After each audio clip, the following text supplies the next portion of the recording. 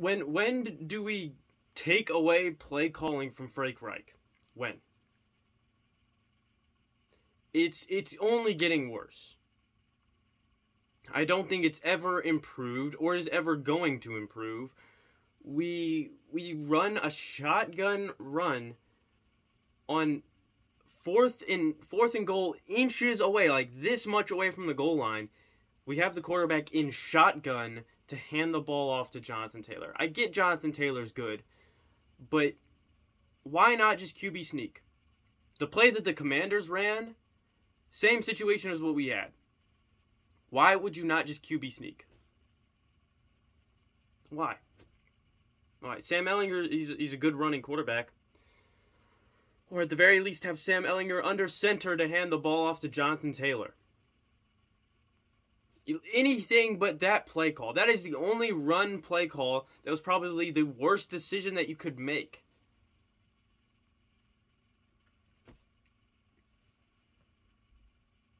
And then, I know it was a tough spot on the last offensive play that we had where we punted it. But we're so close. If we ran a QB sneak, we would have had the first and we still would have had control of the ball. Why not go for it? We're up 6 points. Why not go for it? But that whole dilemma could have been delayed entirely if we just got a touchdown before. If we just got a touchdown. And if we didn't fumble the ball. Because we had 2 drives where we had something going. We could have scored at least a field goal. And we ended up fumbling the ball. And I think what's the most painful thing about those fumbles is just how long the ball was on the ground for. That ball, on both of those fumbles, mainly Sam Ehlinger's, it was on the ground for so long. You just see it there, just sitting.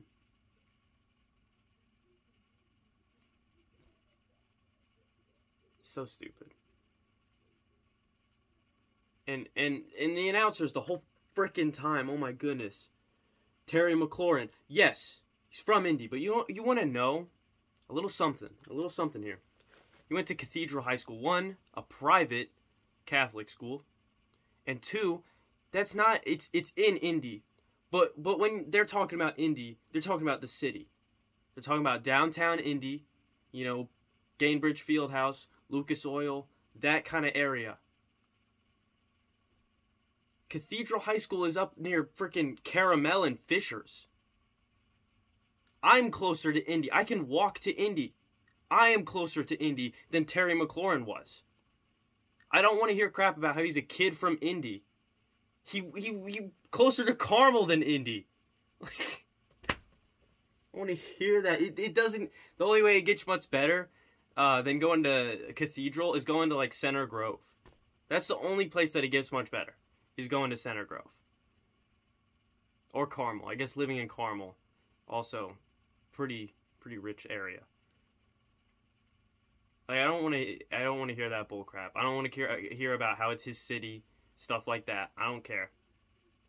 Like you're not from the east side of Indy. You're not from the south side of Indy. You're up from the rich side of Indy, up the north side. Like, come on. Whatever. And then you've got the Colts fans, my weekly rant on Colts fans.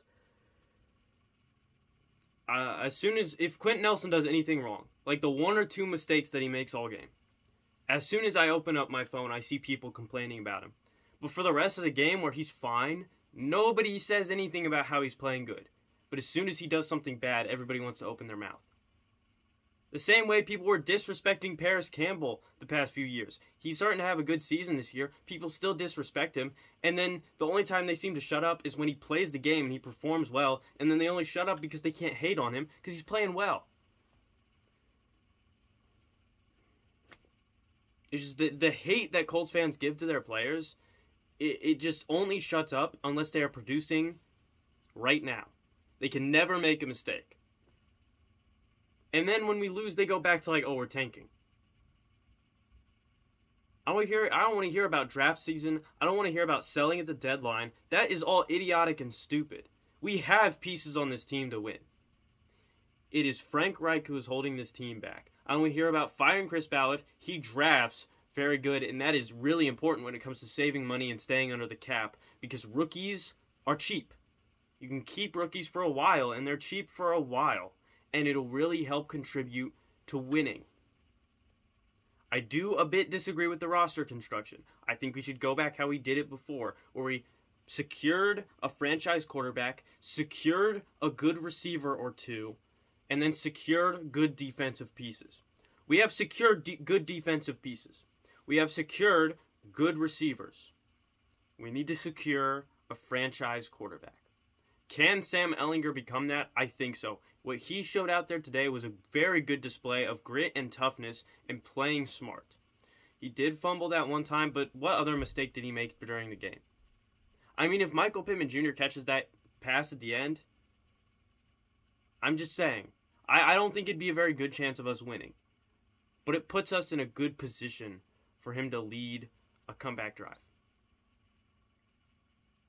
I think he showed in that game that he should be the starter for the rest of the year. I think we should let this year ride out.